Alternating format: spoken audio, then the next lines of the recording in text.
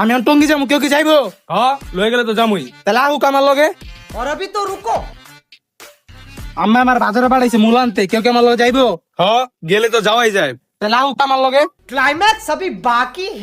আমি এখন চা খাবো, কেউ কি চা খাইবো? হ্যাঁ খাওয়ালে তো থামুই। আর আমার দুটা দুধ চা দেন।